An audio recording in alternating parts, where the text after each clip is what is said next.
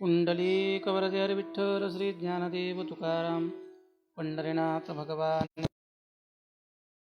की जय. जगद्गुरु तुकाराम महाराज की. नमस्कार. लॉकडाऊनच्या काळामध्ये संत समागम फेसबुकच्या द्वारे अनेक विद्वानांचे चिंतन आपण श्रवण करत आहात. आज मी आपल्यासमोर फेसबुक ऑडिओ लाईव्ह चिंतन घेऊन आलेलो आहे. विवर्तवादाच्या संबंधामधलं काही चिंतन मांडावं असं बऱ्याच जणांची इच्छा होती. वेदांताच्या भाषेमध्ये अजातवाद, विवर्तवाद अशा पद्धतीचे जडजड शब्द नेहमी वापरले जातात.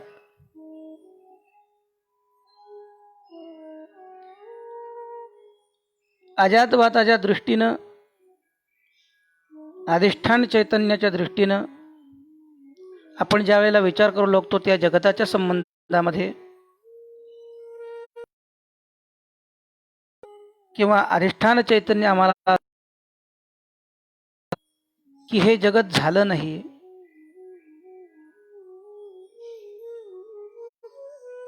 असं जरी हे जगत झालं नसलं किंवा अजिबात जरी नसलं तरीही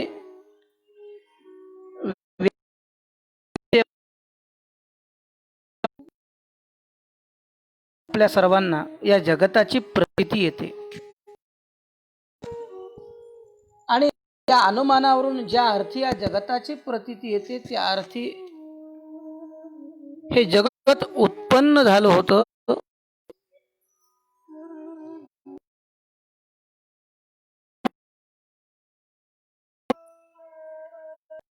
सिद्धांत असा आहे किंवा नियम असा आहे की पदार्थ असल्याविना त्याची प्रतीती आपल्याला येत नाही.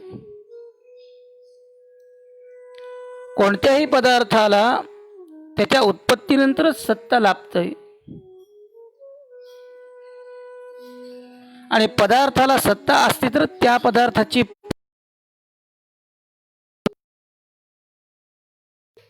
तरी सुद्धा ती प्रत्येक जगताची किंवा कोणत्याही पदार्थाची वास्तविक सत्ता असली पाहिजे किंवा तो पदार्थ सत्यच असला पाहिजे. त्याचं अस्तित्व पारमार्थिकच असलं पाहिजे असं मात्र काही नाहीये. त्याला कल्पित सत्ता मानून सुद्धा प्रतीती येऊ शकते, किंबहुना त्याची संगती आपल्याला त्या प्रतीतीची लावता येते. याच अभिप्रायानं थोडासा आपण विचार करू की श्रुती शास्त्र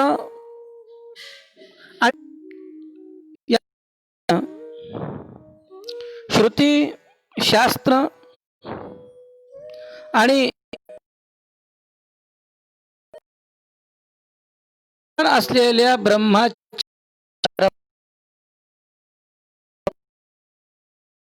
स्वरूपतः असलेलं जे निर्विकारत्व किंवा गुणतः असलेलं जे निर्विकारत्व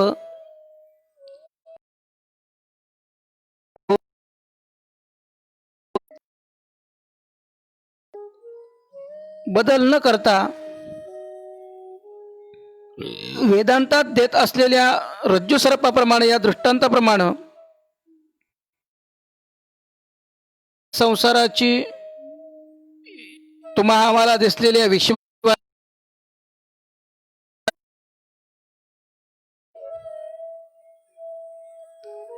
म्हणजे स्वरूपतः आणि गुणतः निर्विकारत्व असलेले हे जग आहे त्याची सत्ता मात्र कायम आपल्याला ठेवता येते. पण या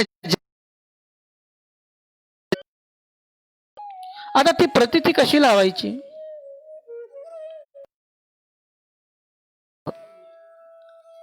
म्हणून अधिष्ठान ब्रह्माचा विवर्त आहे आणि जगत आदी प्रपंच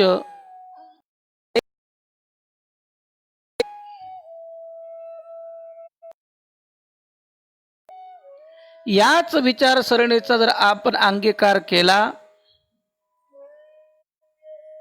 किंबहुना वेदांतामध्ये याच विचारसरणीचा अंगीकार केलेला दिसतो आणि या विचार वेदांत शास्त्र विवर्तवाद म्हणतं.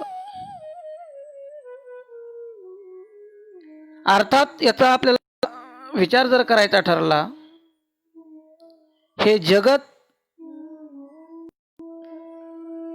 आणि या जगताच्या सर्वच्या सर्व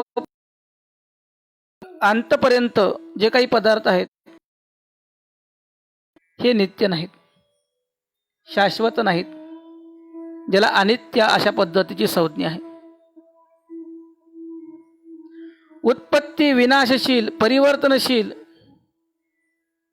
ज्याचं वाढणं घटना आहे असं आहे. ज्याच्या पावलोपावली क्षणोक्षणी ऱ्हास असतो. आपल्या सर्वांना आणि ज्याची प्रतीतीच्या संगतीपुरती व्यावहारिक दृष्टीनं सत्ता असते, किंबहुना वर्तन वाढणं ऱ्हास होणं या सहा भाव विकाराने युक्त असणारं सारं विश्व हे कल्पित, यालाच वेदांत.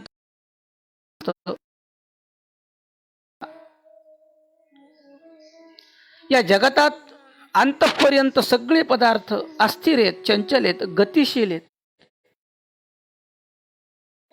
त्या सर्व पदार्थामध्ये उत्पत्ती विनाशाच्या घटना घडत आहेत आणि ते सातत्यानं तो प्रवाह चालू आहे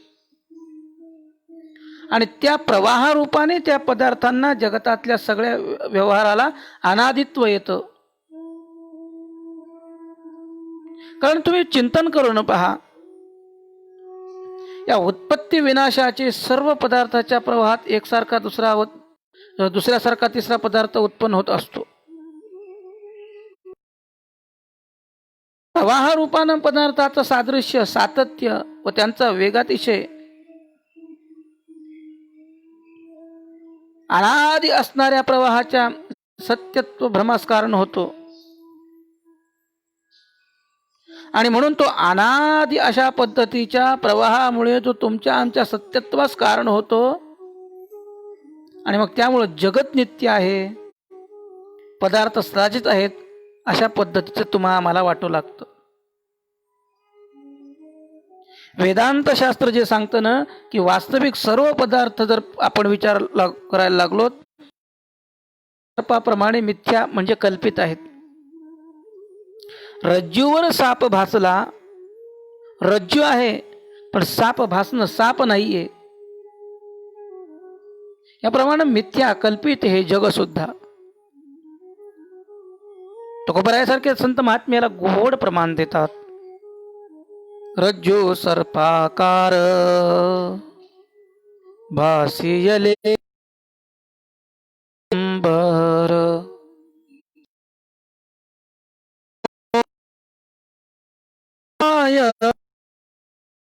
तो अलाय भलाय दृश्य द्रुमाकार लाणी केलो सर्वस्वासी धनी, तुकी तुकला तुका विश्वभरोनी उरला लोका. रज्जू सर्पाप्रमाणे हा सर्व जगतादी प्रपंच मला आता मिथ्या भासत आहे, तुकोबराय म्हणतात. वास्तविक दोरी असून तिच्यावर सर्प असल्याचा भ्रम होतो, तिला कल्पित सर्प भासतो. त्याप्रमाणे देवाच्या ब्रह्माच्या वास्तव स्वरूपाच्या ठिकाणी जगत पसारा भासत असतो. तुकोबराय म्हणतात म्हणून मी काय केलं, त्रिकाला बाधित असं ज्याचं सांगितलेलं आहे त्या त्रिकाला बाधित सत्य असणाऱ्या परमात्म्या पाय आठवतो, किंबहुना मला तेच आठवतात आणि ते आवडतात सुद्धा.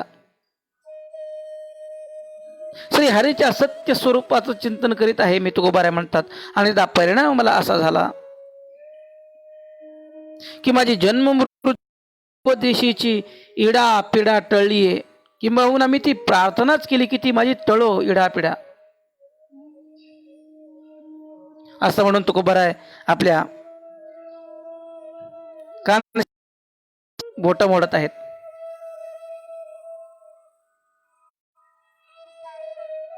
नाही नाही, मोठ्या प्रेमानं कौतुकानं आपली दृष्ट काढतायत.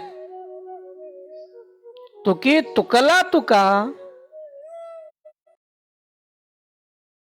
आता या अभंगाचा जर आपण विचार केला तर याच्यात वेगळं काय सांगितलंय? दृश्य भास,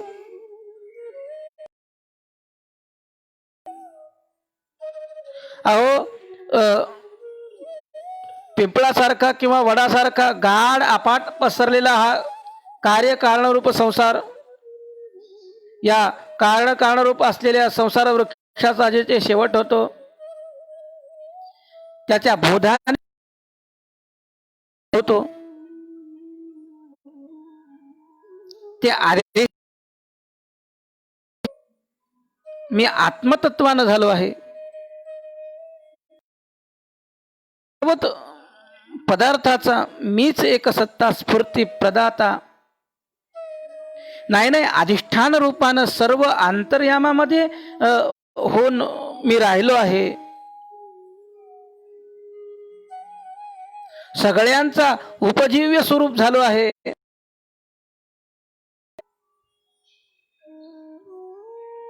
ही अनुभूती तुकोबाराय म्हणतात मला आली. मी परब्रह्माशी तुलना केली असता मी परब्रह्माच्या तुलनेस पुरत ठरलो. तुकिता तुलनेसी ब्रह्म तुकासी आले, हे रामेश्वरांचं म्हणणं आहे. पण तुकी तुकला तुका विश्व भरून लोका, ही अनुभूती तुकोबाराय या अभंगात सांगतात. ती तुलना सारखी झाली. परब्रह्मा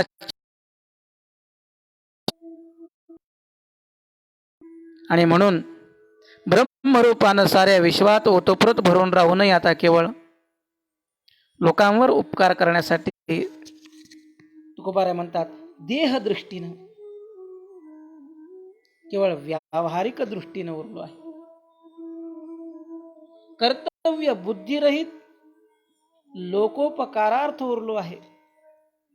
विश्व भरून आता स्वरूप कळालंय.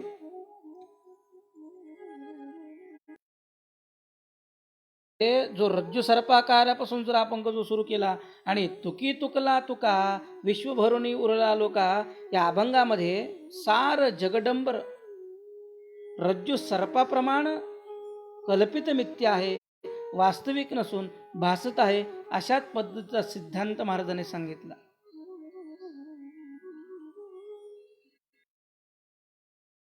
स्पष्ट सांग बाबा, या विश्वामध्ये त्याच्याशिवाय म्हणजे परमात्म्याशिवाय शाश्वत सार सत्य असं काही नाही. पलकट तो संसार येथे सार भगवंत, ऐसे जागवितो मना सरीसे जना सहित. अवघे निरसनी काम, घ्यावे विठोबाचे नाम. ऐसे जागवितो मना सरीसे जना सहित. तुका म्हणे देवा वीण, केला शेण तो मिथ्या. ऐसे मना सरीसे जना सहित. नामरूपात्मक असणारा हा संसार फलकटाप्रमाणे तुकोबाऱ्या सांगतात असा.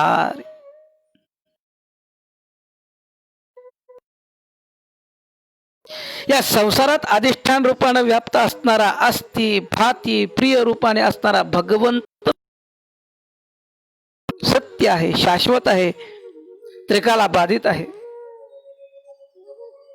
नाही नाही, महाराज म्हणतात याप्रमाणे मी माझ्या मनाला आणि मनासहित इतर लोकांनाही या विचाराची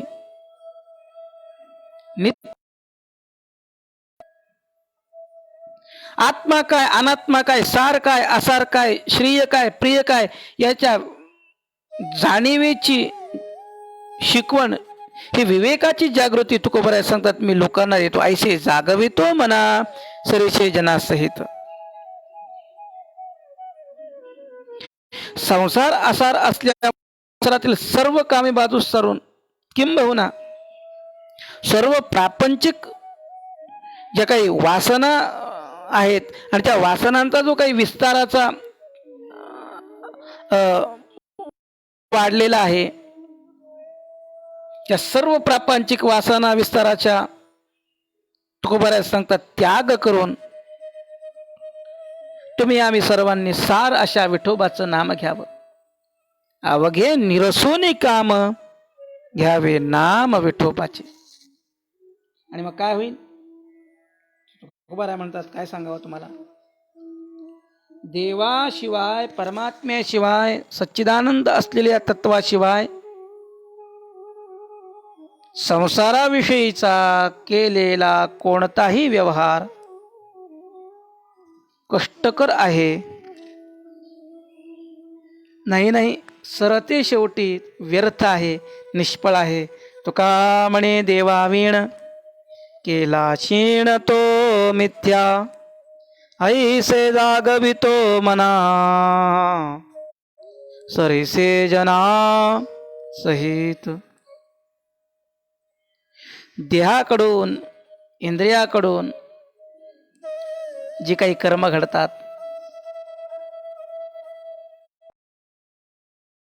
कर्माचा विचार केला ना, ती कर्म सुद्धा मिथ्याच येतो.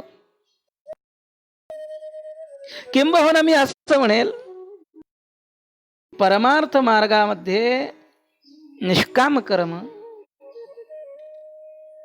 निष्काम उपासना, निष्काम भक्ती आणि त्याला इतर जे काही साधनं सांगितले, श्रवण आहे, निधिध्यासन आहे, सगुण हे ध्यान आहे, इत्यादी सर्वच परमार्थ साधने मिथ्या आहेत. तरी सुद्धा ब्रह्मस्थिती प्राप्त होणं हे अंतिम साध्य मात्र सत्य आहे. हे मात्र त्रिकाला बाधित सत्य आहे. आणि याला प्रमाण मी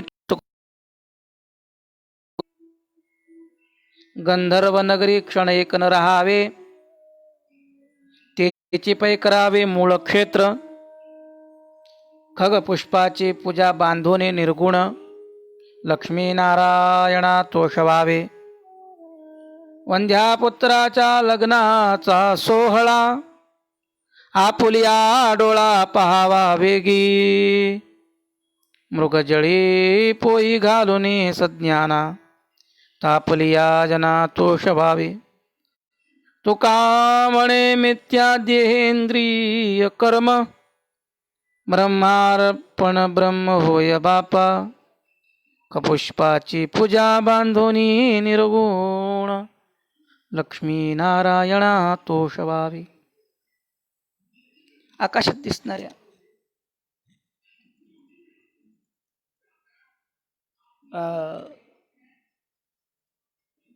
ढगांवर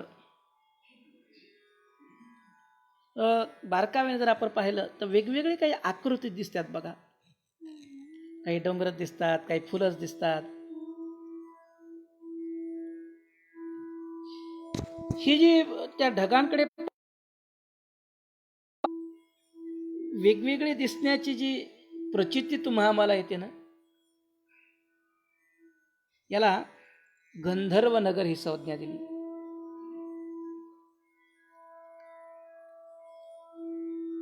आता त्या गंधर्व नगरीत कोणाला तरी मला सांगा, एक क्षणभर का होईना स्थिर राहता येईल का? किंबहुना एखाद्यानं आपल्याला राहण्यासाठी मूळ निवस्थान तिथं करावं, किंवा एखाद्यानं आकाशाचं पुष्पानं निर्गुण निराकाराची पूजा करून लक्ष्मीनारायणाला संतुष्ट करावं. किंवा तुकोबाराय म्हणतात, वंध्या पुत्राच्या लग्नाचा सोहळा आपल्या डोळ्यांनी मोठ्या उत्सुकतेनं व अति त्वरेनं पाहावा. किंवा मृगजळाची पाणपोई घालावी. पाण्याने तृप्त पाण्याने झालेल्या एखाद्या व्याकुळ माणसाला पाणी पाजून त्या मृगजळाच्या पाणपोईनं शांत करावं. महाराज म्हणतात की या सांगितलेल्या सगळ्या गोष्टी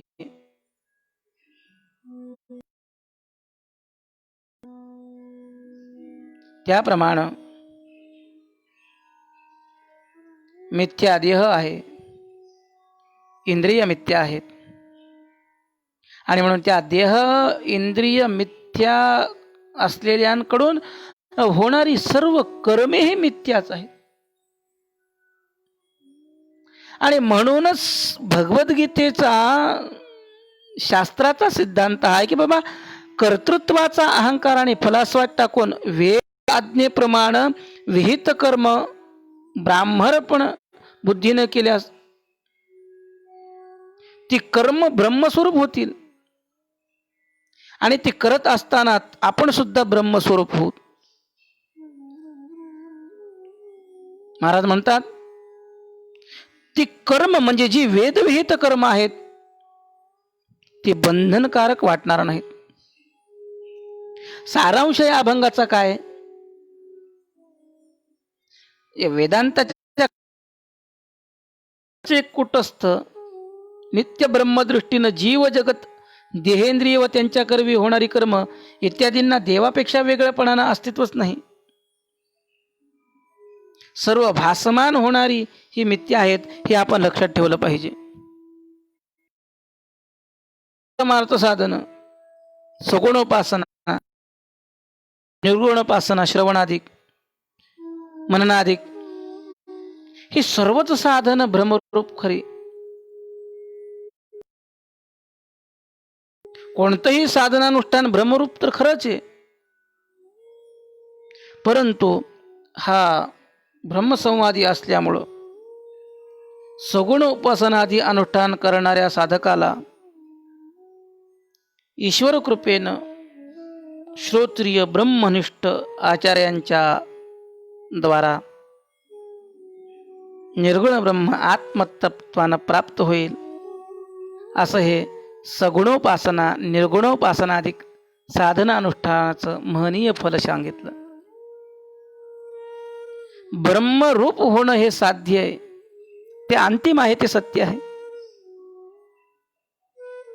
म्हणून कोणतीही परमार्थ साधना केव्हाही निष्फळ होत नसते. म्हणून साधकानं साधना अनुष्ठानामध्ये तत्पर असावं. साधना आवर्जून करावी. ब्रह्मार्पणं ब्रह्महवी ब्रह्माग्नो ब्रह्म, भगवद्गीतेनं हेच सांगितलं. या मंत्रानं पात्राद्वारा अग्नीत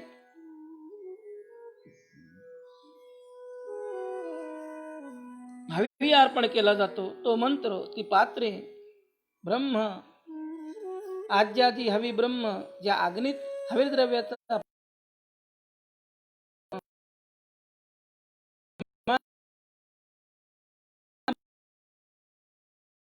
तसंच सर्वत्र ज्याची ब्रह्मदृष्टी झाली आहे, घ्यावायचं जे फल तेही म्हणजे करून कर्म शुभ जावा, कर्तृत्व पद व फलाशा न ठेवता तत्सत ब्रह्मार्पणमस्तु म्हणून कर्म ब्रह्मार्पण करावं. म्हणजे ते हवन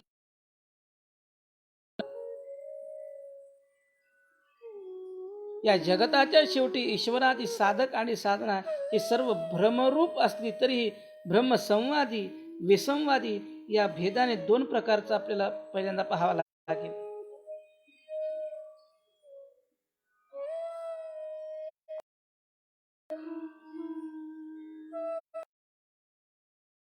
भ्रम हा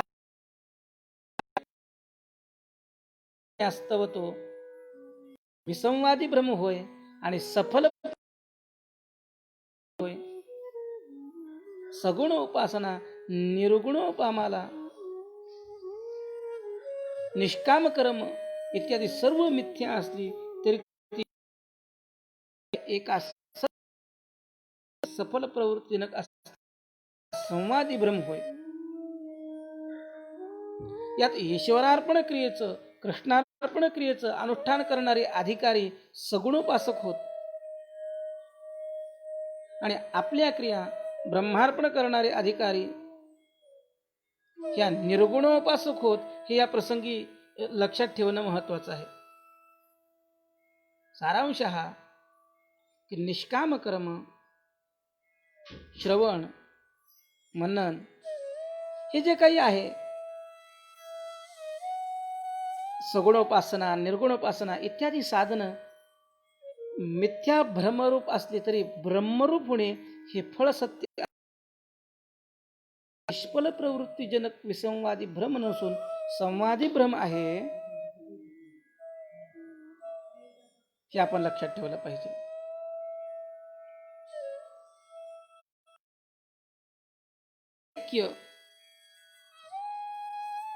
जीव ब्रह्माख्य या स्थितीच्या दृष्टीनं जीव जगत देह व या तिघांकडून होणाऱ्या कर्मामुळे चैतन्याचं सत्यत्व निर्विकारत्व हे बिघडत नाही हे पहिल्यांदा लक्षात ठेवा. आणि त्याची कल्पित रूपानं प्रतीती येऊ शकते. म्हणून जीव जगत आदी हे ब्रह्माचा विवर्त आहेत आणि कल्पित साधनानं मिथ्या भ्रमाची निवृत्ती होऊन सत्य ब्रह्मस्थिती प्राप्त होते. हेही विवर्तवादात संभवनीय आहे. विवर्तवाद काय वेगळा? काय आहे की समान सत्तेतील पदार्थच नीट आहे का एकमेकाला साधक बाधक होत असतात. साधनानं किंवा साधनेनं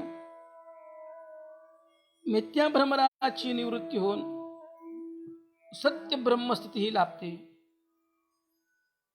म्हणून तुकाराम महाराज बद्ध जीवाला उपदेशून एक अभंग सांगतात. न करी रे संग राहे रे निश्चळ लागे ने दिमळ ममतेचा या नावे अद्वैत खरे ब्रह्मज्ञान अनुभवा वाचून बडबडते इंद्रियांचा जय वासनेचा क्षय संकल्पाही नये वरी मन तुका म्हणे ने जाणीव अंतरा अंतरिया. देहत्रय संगताशी व देहसंबंधी अनात्म पदार्थात जीवात्म्याला उपदेश करताना तुकोबाराय सांगतात की तू संबंध ठेवू नकोस, म्हणजे तादात्म्य धारण करू नकोस त्याच्या संबंधी. मग काय कर? आत्मस्वरूपी ब्रह्मात्मिक स्थितीत स्थिर राहा. हे सांगणं सोपं आहे हो. आणि असं राहत असताना आपल्या अंगाला ममतेचा मळ लागू देऊ नको, दोष लागू देऊ नकोस. या देहतादात्म्यरहित ब्रह्मस्थितीलाच खरं अद्वैत ब्रह्मज्ञान म्हणतात. सोप्या शब्दात तुकोबारायांनी अद्वैत ब्रह्मज्ञानाची व्याख्या सांगितली. नाही याचं नाव खरं अद्वैत ब्रह्मज्ञान आहे. अशी ब्रह्मस्थिती प्राप्त न होता केवळ प्रातिभ अनुभवा वाचून अद्वैत ब्रह्मज्ञानासंबंधी बोलणं, मला कळतं म्हणून बोलणं, तर संबंधी गोष्टी सांगणं, ती केवळ बडबड आहे, निव्वळ बडबड आहे ती. सत्य ब्रह्माची समक्षता प्रत्यक्ष अनुभव येणं खरं अद्वैत ब्रह्मज्ञान याला म्हणतात. इंद्रियांचा वासनेच्या निर्बीजतया विनाश आणि मन हे अनात्म विषय, याला खरं ब्रह्मज्ञान म्हणतात. तुकाराम महाराज म्हणतात मी ब्रह्म आहे अशी वृत्तीज्ञान रूप, या वृत्तीज्ञान रूपाची जाणीवही ज्याच्या अंतःकरणाला राहिली नाही, ज्याच्या चित्तात भोग निरपेक्ष आनंदाला स्थान प्राप्त,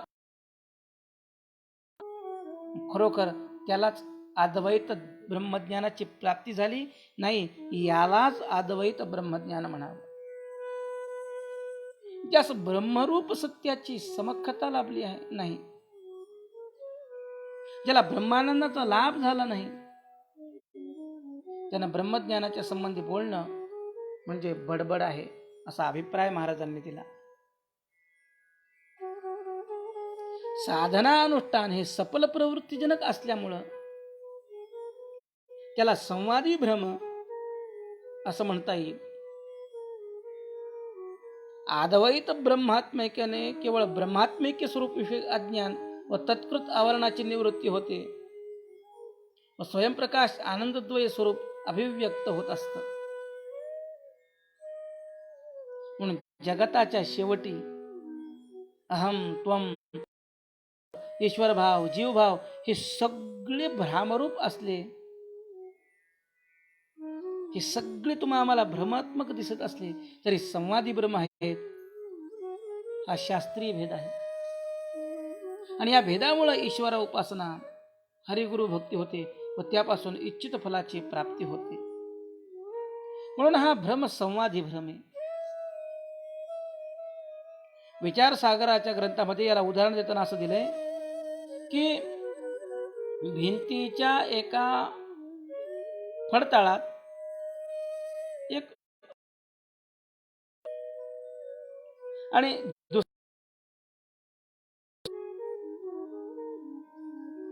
त्या दोन्ही फडताळांच्या छिद्रावाटे रत्नाची आणि त्या दिव्याची प्रभा जमिनीवर पडली आणि समोरून दोन माणसं येत आहेत आणि त्या येणाऱ्या माणसाला रत्नाच्या जो फडताळावर ठेवलेला रत्न होता आणि तो जो दिवा ठेवला होता त्या दोन्ही प्रभेवर हे रत्न आहे अशी बुद्धी झाली. असं जरी आहे तरी ज्या प्रभेवर रत्न बुद्धी झालेली आहे त्या प्रभेच्या द्वाराने रत्नाची प्राप्ती होते.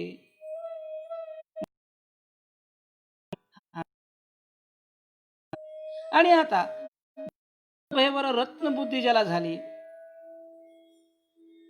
त्याला रत्न प्राप्त होत नाही. म्हणून त्याला झालेला जो भ्रम आहे त्याला विसंवादी भ्रम म्हणतात. त्याप्रमाणे ईश्वराची उपास्य उपासना करणं, पण तो भ्रम संवादी भ्रम आहे. म्हणून निष्काम ईश्वर भक्तास ईश्वर प्रसादानं ब्रह्मनिष्ठ श्रोत्रिय कृपाळू आचार्याद्वारा निरुगुण ब्रह्माची आत्मतत्वानं प्रत्यक्षता प्राप्त होईल असं सगुण हरिभक्तीचं काय सांगायचे ते इथे. म्हणून सगुण उपासना ही कधीही निष्फल होत नाही आणि म्हणून साधकानं ती सगुण उपासना व सर्व प्रकारची परमार्थ अवश्य केली पाहिजे. माया कार्य देहादी अनात्म पदार्थ सत्य मानून स्त्री धन पुत्र हेही सत्य आहेत व ती मला सुख देत आहेत आज समजणं हा विसंवादी भ्रम आहे. आणि मग या विसंवादी भ्रमापासून इच्छित फल प्राप्त होत नाही. अहो सुखबुद्धीनं तुम्ही आम्ही जे शब्दादी पंचविषयामध्ये पदरात काय पडतं निष्फल होतो आपण, दुःखच मिळतं. कारण असं आहे की आत्म्याचा आणि अनात्म्याचा पारस्परिक अध्यास झाल्यामुळं देहाधिक आणि संबंधी स्त्री धन पुत्राधिक विषयी सत्यत्वाची व सुख साधनेची भ्रांती होते व जीव बद्ध होतो. नाही, अन्योन्याध्यासाच्या अडचणीत सापडतो, वेदांत शास्त्र सांगतो. आणि तुकोबारायांनी याला गोड प्रमाण दिले.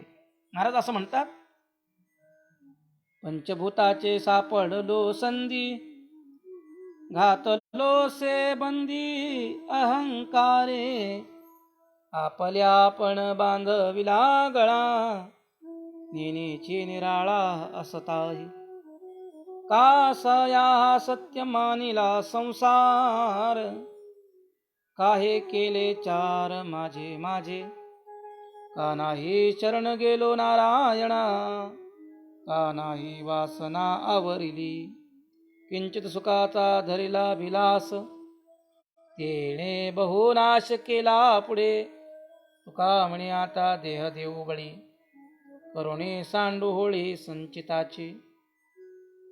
महाराज गोड म्हणतात, मी माझ्या खऱ्या सच्चिदानंद स्वरूपाच्या अज्ञानानं पंचमहाभूतात मक देहाच्या संधी म्हणजे कोड्यात सापडलो आणि त्या आध्यासिक अहंकाराने मला बंदी खाण्यात घातला. अहमस्मी, मी आहे, हे मानवाचं तुमचं आमचं सामान्य ज्ञान होतं. मनुष्योहम, मी मनुष्य आहे. कृष्णोहम, मी कृष्णवर्णाचा आहे. मी अमुक वयाचा आहे. असं आत्म्याचं देह व देहसंबंधीचा संबंध जो आध्यासिक विशेष ज्ञान होतं आणि मी देह भिन्न ब्रह्मरूप आहे असं आत्मविषयक वास्तव विशेष ज्ञान होतं. अहमस्मी या सामान्य ज्ञानाचा विसर असणारी वस्तू देहादी अनात्म्याशी संबंध नसून त्याचं भ्रमविशेष ज्ञान झालं व त्या मिथ्या आध्यासिक अहंकारानं मला बंदीत घातलं आहे. वास्तविक अहमपदाला लक्ष जे ब्रह्म सांगितलं जातं, पण मिथ्या अज्ञानाने मी बद्ध झालो आहे असा भाव या अभंगात महाराज सांगतात. याचं कारण असे म्हणले की माझा मीच गळा बांधलाय. स्थूल सूक्ष्म कारण त्रयाहून मी तत्वतः भिन्न असूनही ते मला विवेकाच्या अभावामुळे कळत नाही.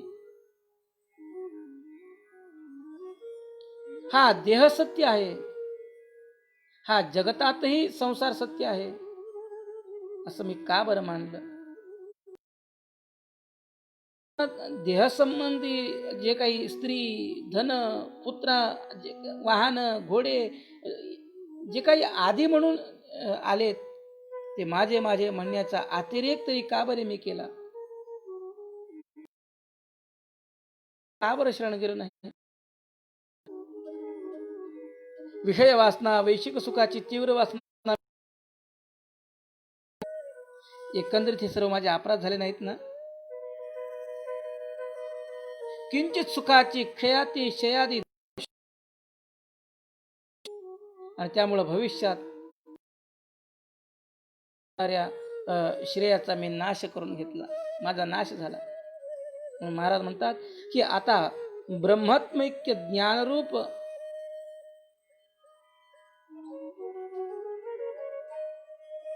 देहाचा व देहतादात्म्य भ्रांतीमूलक असणाऱ्या जगताधिक संसाराचा बाध करून संचित कर्माची होळी मग काय होईल. वर्तमान क्रियमान कर्माचाही संबंध राहणार नाही आणि प्रारब्ध कर्म लोकदृष्टीनं भोगून सरलं तरी स्वदृष्टीनं त्याचाही बाध करून अभंगात जीवाची भूमिका घेऊन अन्योन्याध्यासाचं वर्णन केलं असलं तरी स्वतः ब्रह्मात्मिके बोधानं वावरत असत. पूर्वसंस्काराजनित स्मरण राहीत, भावी विषय चिंतन विवर्जित आणि प्राप्त विषयाचे अस्तिक सोडून आपला व्यवहार ते करत होते. आतापर्यंत आपण जे काही उपनिर्दिष्ट चिंतन या अभंगावरून केलं त्याचं तात्पर्य समजून घेता आलं पाहिजे. त्याचं तात्पर्य असं आहे, विवर्तवादात बंद मोक्षाची साधकानं केलेल्या साधनाची व त्या साधनाच्या अनुष्ठानाने भ्रम व भ्रमकारण अज्ञान निवृत्ती स्वरूपाभिव्यक्तीची संगती तर्कशुद्ध पद्धतीनं व श्रुतीस्मृतीच्या प्रमाणाच्या